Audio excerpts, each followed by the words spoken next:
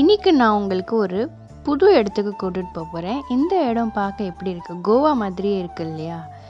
இந்த பீச்சுக்கு வந்து செகண்ட் பேரு கோவா பீச்னு வச்சிடலாங்க. அவ்வளோ அழகா நீட்டா ரொம்பவே சூப்பரா மெயின்டைன் பண்ணியிருக்காங்க. இந்த பீச்சோட பேர் வந்து ப்ளூ ஃப்ளாக் பீச். இது வந்து நம்ம கோவளத்தில் நம்ம சென்னையிலே இருக்குங்க. சென்னையில் இப்படி ஒரு பீச்சானு எல்லாருக்கும் ஆச்சரியமாக தான் இருக்கும். இந்த பீச்சுக்கு போகிறதுக்கு 20 rupees தான் டிக்கெட்.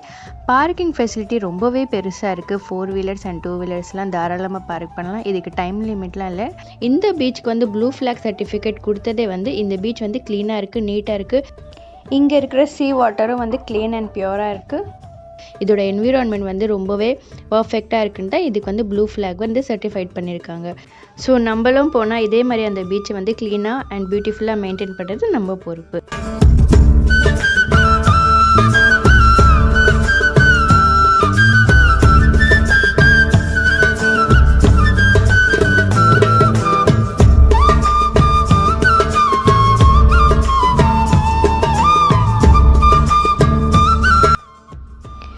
ஓகேங்க, இப்போ இங்கே என்னென்ன இருக்குது பார்க்கலாம் வாங்க.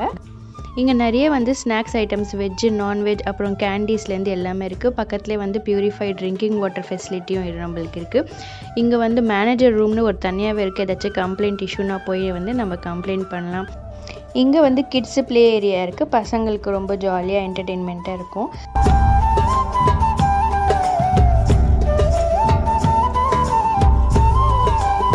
இங்கே பார்த்தீங்களா, குட்டி குட்டி ஹட்ஸ் போட்டிருக்காங்க. இதுதான் வந்து கோவா செட்டப்னு சொல்லிட்டு இருக்கோம். இங்கே தான் வந்து நல்லா ஃபேமிலியோடு உட்காந்து சில் பண்ணி ஒரு ஃபோட்டோ ஷூட்ஸ் பண்ணிக்கிட்டு ஜாலியாக சாப்பிட்டுக்கிட்டு நம்ம லன்ச்லாம் கட்டிட்டு போயிட்டாலும் அங்கே உட்காந்து சாப்பிட்லாம். இந்த பீச்சுக்கு வந்து மோஸ்ட்லி வந்து வீக்கெண்ட் வந்து ரொம்பவே கூட்டமாக இருக்கும். பட் வீக் டேஸில் கொஞ்சம் காலியாக தான் இருக்கும்.